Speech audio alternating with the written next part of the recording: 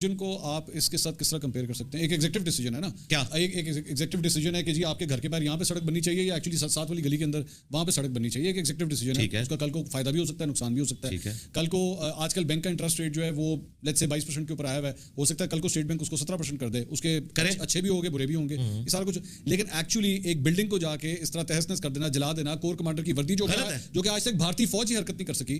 How can you compare? سرکار وہ جس کو اب جناح کہہ رہے ہیں یہ اس جناح اس کی اپنی ہسٹری کیا ہے وہ ہمیں آ کے ہمارے بڑے بتا سکتے ہیں یہ کس کا ہاؤس تھا اور یہ نام اب دریافت ہوا ہے 70 سال کے بعد. ٹھیک ہے، صرف یہ کہ آپ ان شخصیات کو جس کے لیے ہم عقیدت رکھتے ہیں ان کو اپنے سیاسی مقاصد کے لیے استعمال کر رہے ہیں، اور اس سے مراد میرے وہ لوگ ہیں جو لوگ کے غیر سیاسی لوگ ہیں. اچھا، تو یہ نہ کریں قوم کے ساتھ، اس کا کوئی فائدہ نہیں ہوگا. ٹھیک ہے، لیٹس موو اہیڈ ناؤ. آگے کس طرح دیکھ رہے ہیں پاکستان کا فیوچر؟ آپ درس دیتے ہیں، آپ لیکچرز دیتے ہیں، ینگسٹرز کے ساتھ آپ کنیکٹڈ ہیں، بہت فالوئنگ ہے آپ کی. How do you see the next 5-10 years of Pakistan? Economics کے پوائنٹ آف ویو سے پوچھ رہے ہیں، پالیٹکس کے پوائنٹ آف ویو سے پوچھ رہے ہیں؟ دونوں. اکانومی کے پوائنٹ آف ویو سے تو مجھے ابھی مستقبل کافی دور تک تاریکی نظر آ رہا ہے. اچھا، ہاں، اس کی وجہ یہ ہے کہ ہم اس امیر آدمی کی اولاد کی طرح کہ جس کے مرنے کے بعد اس کی جو نالائق اولاد ہے وہ سب کچھ کھا کے ختم کر دیتی ہے، پھر ادھار کہیں سے پکڑتی ہے کہ چلو کاروبار کریں گے، کاروبار کی بجائے اس ادھار کو بھی کھا لیتی ہے. یہی کچھ ہم کرتے ہیں IMF سے یا سعودیہ سے یا چائنا سے. یہاں پہ کوئی کاروبار اس طریقے سے لگ نہیں رہا، اکانومی نیچے جا رہی ہے. ہمارے پاس اب پاورٹی سرکل سے نکلنے کا ایک ہی ذریعہ ہے کہ جو پڑھے لکھے لوگ ہیں وہ وظائف کے اوپر اگر دوسرے ملکوں میں جا کے جابس کر کے وہاں پہ اچھا کوئی مقام بنا کے ریمیٹنس بھیج سکیں تو بھیج دیں. ادھر تو ان کو جابس نہیں مل رہی. یہاں پہ PhD لیول کے لوگ بھی ڈیٹا انٹری آپریٹر کے طور پہ کام کر رہے ہیں. یا آن لائن جو جابس والا معاملہ ہے، جس طرح بنگلہ دیش میں 6 ملین سے زیادہ لوگ آن لائن جابس کر رہے ہیں اور وہاں پہ وہ یہ سب کچھ اس ذریعے سے ہی کما رہے ہیں. تو اس طرح کچھ ہو سکتا ہے. بہرحال مجھے مستقبل قریب میں اکانومی ملک کی اتنی جلدی سنبھلتی ہوئی نظر نہیں آ رہی. ہم تو 2017 کی پوزیشن پہ جانے کے لیے بھی ہمیں کئی سال انتظار کرنا پڑے گا. ہم بہت نیچے جا چکے ہیں. اور پالیٹکس والا معاملہ جو ہے وہ تو 500 سال تک بھی سدھرتا ہوا مجھے نظر نہیں آ رہا. اور جو آج کی جو یوتھ ہے اس کی پچھلے 10 سال میں جس طرح بھی بریڈنگ ہوئی ہے، جس نے بھی کی، سیاسی پوائنٹ آف ویو سے بھی اور ایجوکیشنل دونوں، جی اس کی وجہ سے بھی ڈاؤن فال آیا آپ کے خیال؟ جی اسی کی وجہ سے آیا نا جی. پہلے ہی ہم جو ہے وہ ایجوکیٹڈ لوگ نہیں تھے اور پھر ہمیں جن چکروں میں انہوں نے ڈال دیا اس کے بعد تو اب صورتحال ہمارے سامنے ہے. ملک کدھر جا کے گر چکا ہے. اب تو آپ دیکھیں، کل میں دیکھ رہا تھا کہ 6 ہاسپٹل اسلام آباد کے ان کا بجٹ، اب وہ کہہ رہے ہیں ہم بجٹ نہیں دے سکتے. اب غریب آدمی کہاں سے علاج کروائے گا؟ اپنے بجٹ کے اوپر تو کوئی کٹ نہیں لگاتا. ٹھیک ہے، اپنا بجٹ ان لوگوں کا آج سے آلموسٹ 10 سال پہلے 700 ارب تھا، اب وہ 2100 ارب ہو گیا. اور آج سے 10 سال پہلے جو ہماری تنخواہیں تھیں وہ تو آدھی ہو چکی ہوئی ہیں اور باقی لوگوں کی فیسلٹیز بھی آدھی ہو چکی ہوئی ہیں. تو کٹ صرف عوام نہیں لگانا ہے، ان لوگوں نے نہیں لگانا. اکانومی کے حوالے سے ایک سوال میرے ذہن میں آیا. سمون ایکچولی ٹولڈ می، آپ کی سورس آف ارننگ کیا ہے؟ میری سورس آف ارننگ جو ہے وہ میری پینشن ہے، آلموسٹ 55,000 کے قریب. پلس میں نے اپنی جاب کے دوران اور پلس میری جو فیملی کی سیونگس تھی اس کو ملا کے اسلام آباد میں گھر بنایا تھا. اس کا آلموسٹ 40,000 کرایہ آتا ہے اور یہ مل کے آلموسٹ بن گیا 90,000 95,000 بن گیا. اور جوائنٹ فیملی سسٹم ہے. میرے 2 بھائی انگلینڈ میں نیشنلٹی ہولڈر ہیں اور وہ بھی گھر میں خرچہ بھیجتے ہیں میرے ماں باپ کو. تو جوائنٹ فیملی سسٹم ہے، الحمدللہ گزارا ہو رہا ہے. میرے پاس موٹر بائک ہے. یہ آپ موٹر بائک؟ جی ہمیشہ سے موٹر بائک ہے الحمدللہ. میں 19 گریڈ سے ریٹائر ہوں، لیکن آفس کی گاڑی تھی جو ہمیں وہاں پہ استعمال کے لیے ملتی تھی، لیکن ریٹائرمنٹ کے بعد تو میرے پاس موٹر بائک ہی. 95,000 روپے کے اندر آپ کے سارے خرچے؟ جی ظاہر ہے 95,000 تو میرا ہے نا. پھر میرے بھائی بھی بیچتے ہیں، گھر ہمارا اپنا ہے اور سولر بھی اللہ کے فضل سے لگوایا ہوا ہے. جی ہاں، 8 KVA کا سسٹم. اچھا، جو مجھے ریٹائرمنٹ پہ اکٹھا پیسہ ملا تھا اس میں نے ایک پلاٹ اپنی وائف کو گفٹ کیا، جو باقی بچے تھے اس میں نے سولر لگوا لیا. اللہ کا شکر ہے میں نے اپنے میجر جو خرچے ہیں وہ مینیج کیے. پھر انجینئر میں اور دوسرے بندے میں فرق تو ہونا چاہیے. اچھا، ایک اور جو ریسنٹلی آپ کا ایک بیان بڑا کنٹروورشل ہوا وہ تھا عمران ریاض خان کے حوالے سے. جی آپ نے ان کے اوپر کرٹیسزم کیا کہ جی ماضی کے اندر جو ہے وہ تمہیں فائلیں دکھاتے تھے اور تم چل پڑتے تھے، تم نے تحقیقات کیوں نہیں کی؟ اسی ٹائمنگ غلط نہیں تھی آپ کے خیال میں؟ یہ بیان بھی پرانا ہے سر. کتنا پرانا؟ یہ بیان ہے اگست 2023 کا. اچھا، اور یہ چھوٹے ہیں اکتوبر 2023 کے اندر. یعنی اس وقت غائب تھے وہ؟ ہاں جی، اس وقت وہ غائب تھے. لیکن یہ کچھ جو ان کے ساتھ ہوا اسے تو میں کنڈیم کروں گا. میرے تو وہم و گمان میں نہیں تھا. میں نے کہا کہ جس طرح مراد سعید یا حماد اظہر یہ باقی لوگ ادھر ادھر ہیں، کچھ عرصے بعد سامنے آ جائیں گے. اس ظلم کے ہوتے ہوئے، جسے میں ظلم سمجھتا ہوں، جو اس بندے کی حالت ہے، مجھے کتے نے کاٹا ہوا ہے کہ اس موقع کے اوپر میں یہ بیان دیتا. اور آپ نے بھی اپنے وی لاگ کے اندر یہ کہا کہ مجھے نہیں پتا یہ پرانا یا نیا ہے، لیکن اس موقع پہ نہیں آنا چاہیے تھا. تو میں آپ کو کلیئر کر دوں یہ اس موقع پہ نہیں ہے. خدا کے لیے واللہ اس موقع پہ بندہ غائب ہے تب بھی نہیں آنا چاہیے. نہیں، دیکھیں بندہ جو غائب ہے ہمیں تو نہیں پتا تھا نا غائب کس قسم کے لوگ ہوئے ہیں اور ان کے ساتھ کیا ہو رہا ہے، یہ تو آئیڈیا نہیں تھا. غائب تو اور لوگ بھی تھے. صداقت عباسی ہے، وہ آیا، وہ صحت میں ہے. ٹھیک ہے، صحت میں؟ جی کیا ہے، اس کو کیا ہو گیا؟ آپ کو لگتا ہے وہ صحت میں؟ وہ سرکار جب اس بندے کی حالت دیکھتے ہیں تو اس کو اتنی دیر تو آپ ویسے ہی گھر میں بیٹھ دیں تو آپ کو فیل اس طرح کی فیلنگ آنا شروع ہو جاتی ہے کہ بندے کا چہرہ لٹکا ہوا ہے. ایک ہفتے میں ریکور ہو جائیں گے, لیکن عمران ریاض جو مجھے نظر آ رہا ہے وہ تو مجھے آندہ کئی مہینوں میں ریکور ہوتا ہوا نظر نہیں آ رہا. چلیں اس طرح بعد میں آتے ہیں. عمران ریاض والا پہلے کلیئر کر لیں کہ یہ بیان ان کی اس حالت کے اوپر میرا دماغ خراب تھا کہ میں اس حالت کو دیکھ کے اس طرح کا بیان کرتا, اور اس بیان کے اندر بھی میں نے 9 مئی کے حوالے سے وہی اپنا سٹانس لیا تھا جو ہمیشہ سے ہے. فوج کا اسٹیبلشمنٹ کا سیاست میں کوئی کردار نہیں, اور اگر بڑوں کو سزائیں نہیں دے سکتے بچوں سے بھی درگزر کرو. وہ حصہ انہوں نے چھوڑ دیا, اس وقت انہوں نے یوٹیلائز کیا, اور اب اس کو اس کے ساتھ لیٹ کر رہے ہیں. باقی جو پیکا آرڈیننس کے حوالے سے میرا ان سے اختلاف ہے وہ تو 1.5 سال پرانا, جب وہ پہلی دفعہ اٹھائے جا رہے تھے نا, وہ چکر لگائے جا رہے تھے, تو میں نے ان کو کہا تھا دیکھیں ابصار عالم اور اسی طریقے سے متی اللہ جان, یہ باقی لوگوں کے ساتھ جو ہو رہا تھا نا, تو پیک آرڈیننس کو آپ سپورٹ کر رہے تھے. وہ تو آج بھی میری فون پہ ان سے جب بات ہوئی 1.5-2 ہفتے پہلے, تو انہوں نے کہا کہ میں آج بھی پیک آرڈیننس کو سپورٹ کرتا ہوں. محترم اللہ صاحب اگر نہ اڑاتے تو آج کئی ایک صحافی اور اندر ہوئے ہوتے. تو یہ میرا ان سے اختلاف تھا, باقی کوئی ایسی بات نہیں. پھر میرا ایک سٹانس ہے احمد میر صاحب کی طرح, میرا سٹانس ہے مسنگ پرسنس کے حوالے سے کہ اس کی وجہ سے ملک میں فوج کے خلاف نفرت پائی جاتی ہے. فوج ایک ایسا ادارہ ہے جو کراچی سے لے کر KPK تک پورے پاکستان کو جوڑ کے رکھتا ہے. ان کے بارے میں کوئی ایسی نفرت نہیں آنی چاہیے کہ ان کے اوپر ایکسٹرا جوڈیشل ایکٹیویٹیز کے الزامات لگیں. اس طرح کے جو بندے آپ نے اٹھائے ہیں وہ کورٹس میں پروڈیوس کریں, ان کے اوپر مقدمات قائم کریں, ان کو منطقی انجام تک پہنچائیں. تو اس حوالے سے اس وقت کی اسٹیبلشمنٹ کا جو موقف تھا اس کو عمران ریاض خان صاحب سپورٹ کرتے تھے. تو یہ وہ ہمارے اختلافات ہیں, باقی کوئی ذاتی معاملہ تو نہیں. اور اس حالت کے بعد تو یقین کریں کہ حقیقت بات ہے کہ میں جب پہلی دفعہ اس کی آواز سنی ہے تو میری آنکھوں میں آنسو آ گئے, اور بے اختیار میری زبان سے بہت سخت الفاظ نکلے. کس کے لیے؟ جن لوگوں نے ان کے ساتھ ظلم کیا. اچھا, لیکن اب آپ کے معاملات ایٹ لیسٹ عمران کے ساتھ آر ریزالوڈ نہیں, میرے کبھی خراب بھی نہیں تھے. کامنٹ بہت ہارش تھا جی, بہت ہارش کامنٹ تھا. دیکھیں اس حالت کے بعد تو کمنٹ صحیح نہیں تھے. میرے لیے تو سرپرائزنگ بات یہ ہے یو ایکچولی ویٹڈ کہ ان کی حالت دیکھ لیں. اگر تو عمران ریاض ہٹا کٹا باہر آتا تو پھر وہ ٹارگیٹ نہیں, وہ ایک کوسچن ہوا تھا ایک صحافی نے کیا تھا, اور وہ کرتے کرتے اس سارے معاملات آگے. عمران کے ساتھ میری ڈاکٹرین اپنی جگہ موجود ہے. عمران کے ساتھ نظریاتی اختلاف میرا بھی ہے, وی آر پولز اپارٹ, مجھے پتا ہے, ٹھیک ہے. لیکن میں کبھی بھی جو ہے وہ اس کے اوپر یہ نہیں کہوں گا کہ جناب آپ کو کیا ماضی کے اندر ہوتا تھا, کیا ہوتا تھا, نوئنگ کہ اس کے بیوی بچے جو ہیں اس وقت اس کو ڈھونڈ رہے ہیں, وہ پٹیشنیں ہوئی ہیں کورٹ کے اندر, تو اس بندے کی بیٹھ کے برائی. دیکھیں وہ برائی جو ہے نا, وہ ایک صحافت کو ڈسکس کرتے ہوئے کہ صحافت میں کیا انسان کو نارمز کا خیال رکھنا چاہیے, اس میں وہ چیز آ گئی, اور اس کا قطعاً مقصد اس کو ٹارگٹ کرنا نہیں تھا.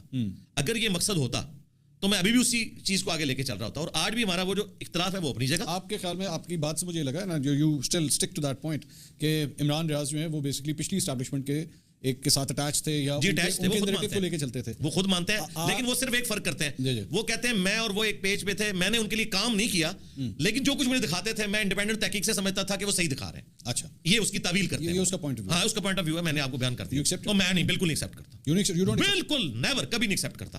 ایک صحافی کا کام نہیں ہے کہ پولیٹیکل جلسوں میں جا کے وہ یہ تقریر کرے کہ آپ کو ٹکر کے لوگ ملے ہیں اور اب آپ پہلے پہاڑوں سے ہم نہیں اترے, ہم ادھر سے آئے. یہ کام اس کو نہیں کرنا چاہیے, اس کو صحافی رہنا چاہیے. صحافت کے ہاں اگر وہ صحافت کو چھوڑ کے پولیٹیکل جماعت جوائن کر لیں تو بالکل ٹھیک ہے, تو جو مرضی. یہ اختلاف ہے, اصولی اختلاف ہے, وہی جو صحافیوں کا ہے. آج کے دور میں, اس دور میں آپ کے خیال میں کوئی ایسے اینکرز اور جرنلسٹ ہیں جو یہی کام کر رہے ہیں؟ میرا جو فیوریٹ ہے وہ تو شاہ زیب خان زادہ ہے. شاہ زیب یہ کر رہے ہیں؟ جی, شاہ زیب خان زادہ میرا فیوریٹ اینکر ہے. وہ دلیر آدمی ہے, بالکل ہے, اور اس نے نہیں دیکھا خان صاحب کا دور ہے یا بعد والا دور ہے, وہ سچائی کے لیے کھڑے ہوتے ہیں. لیکن میں جس طرح عمران کو آپ کہہ رہے ہیں کہ وہ اسٹیبلشمنٹ کی لائن اس وقت لیتے تھے, آج اسٹیبلشمنٹ کی لائن کون لے رہا ہے؟ اب آپ نے کوئی میرے لیے مصیبت کھڑی کر رہی ہے, تو آپ نہیں لے رہے. بہرحال میں نہیں لے رہا. ہاں چلو, جو آپ جواب سننا چاہتے ہیں میرا تو پٹھا بٹھاتا نا. اس کی وجہ کہ آپ نہیں لیں گے, اس کی وجہ یہ ہے کہ آپ اصولوں کے اوپر کمپرومائز نہیں کریں گے. میں آپ کو اس وقت بھی دیکھتا تھا, آج بھی دیکھتا ہوں.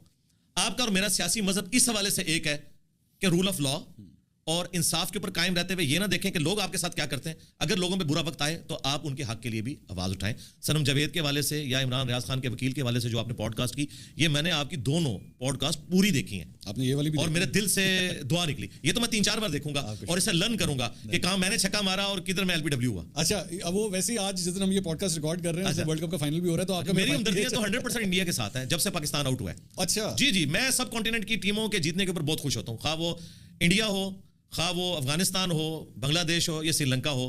مجھے ان علاقوں کی, کیوں ہم لوگ ان کے غلام رہے ہیں جنہوں نے کرکٹ یہاں پہ انجیکٹ کی تھی. ہمارے لیے بڑے فخر کی بات ہے کہ ہم ان کو ہرائیں. تو میری ہمدردیاں تو انڈیا کے ساتھ ہیں. نہیں, لیکن آسٹریلیا نے تو نہیں کیا تھا نا. آسٹریلیا تو خود وکٹم تھا, لیکن الٹیمیٹلی وہ اسی گوروں والے سیٹ اپ میں آتا ہے. اچھا, ویسے آپ نے چلے ٹاپک چھیڑ ہی دیا, تو انڈیا کے بارے میں ہم پاکستان کی تھوڑی سی فارن پالیسی کے اوپر بھی اگر آپ تھوڑی سی روشنی ڈال سکیں, بتائیں. ہم غلط ہیں یا دیگر غلط ہیں خطے کے حوالے سے؟ وہ بھی غلط ہیں, ہم بھی غلط ہیں. جی, کیا کیا غلطیاں؟ غلطیاں سٹارٹ تو ہماری سائڈ سے زیادہ چلیں کر لیں.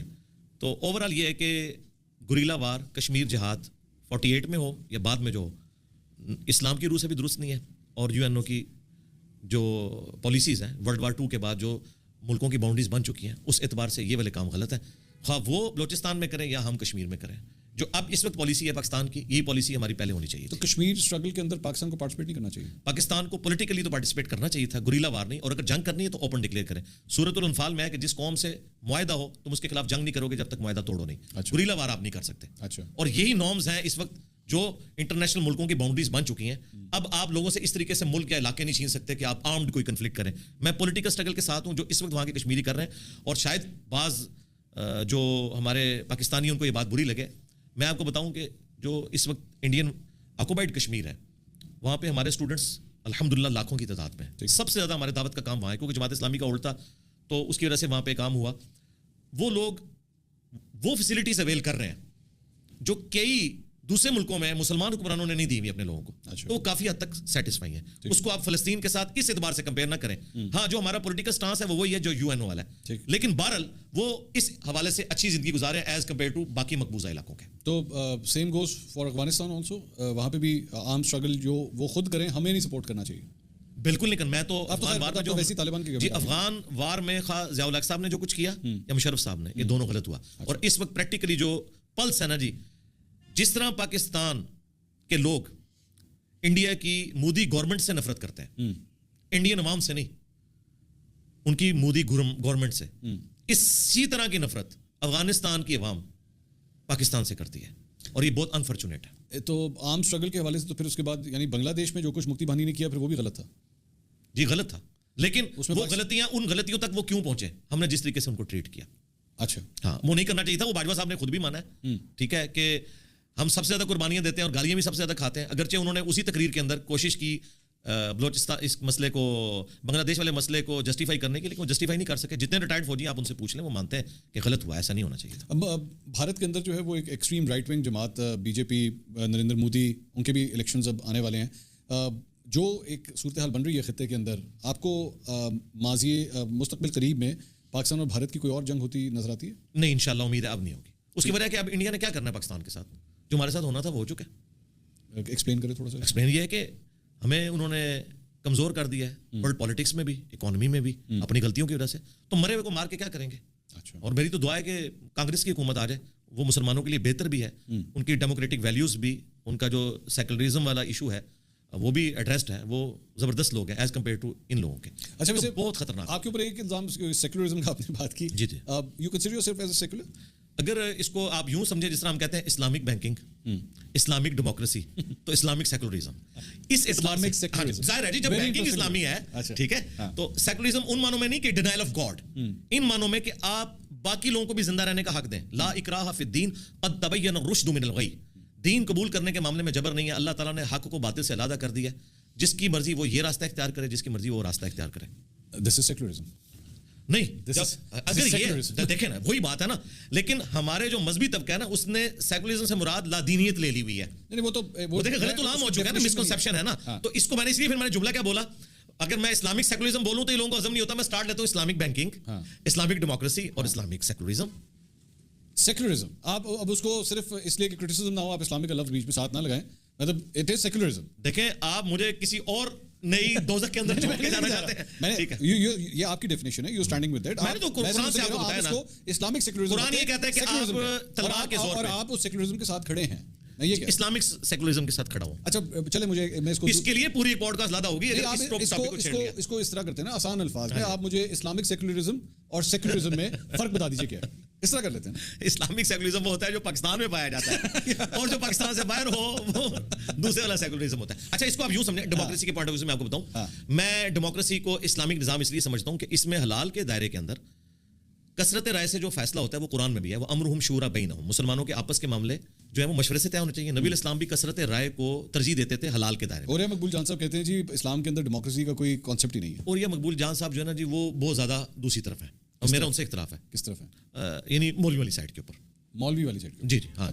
تو بات یہ ہے کہ حلال کے دائرے کے اندر کثرت رائے دیکھی جائے گی، حرام کے لیے قرآن و سنت کو دیکھا جائے گا جو قرارداد مقاصد کے اندر موجود ہے کہ آپ نے حرام کے معاملے میں قرآن و سنت کا فیصلہ کرنا ہے. حلال مثلا ہم نے افطار میں بریانی سرو کرنی ہے، چکن پلاؤ کرنا ہے یا چکن قورمہ کرنا ہے، اس میں آپ کثرت رائے کریں گے. ٹھیک. اور خنزیر کرنا ہے اس پہ کثرت رائے نہیں ہوگی، اس کے لیے آلریڈی اسلام نے بتا دیا یہ حرام ہے. تو کثرت رائے سے اسی کو محدثین کے ہاں بھی کہا جاتا ہے کہ جمہور محدثین کے ہاں یہ حدیث ایکسیپٹیبل ہے، جمہور محدثین کے ہاں یہ راوی ثقہ اور صدوق ہے. یہ ٹرم یوز ہوتی ہے. اس اعتبار سے میں اسلامک ڈیموکریسی کہتا ہوں. وہ والی جو ویسٹرن ڈیموکریسی ہے نا، اس میں وہ کہتے ہیں کہ اگر کثرت رائے یہ فیصلہ کر دینا کہ مرد کا مرد کے ساتھ شادی والا معاملہ ہو سکتا ہے تو وہ کہتے ہیں اسٹیبلش ہو جائے گا. اسلامک ڈیموکریسی میں ہے کہ اس کے اوپر بات بھی نہیں ہوگی.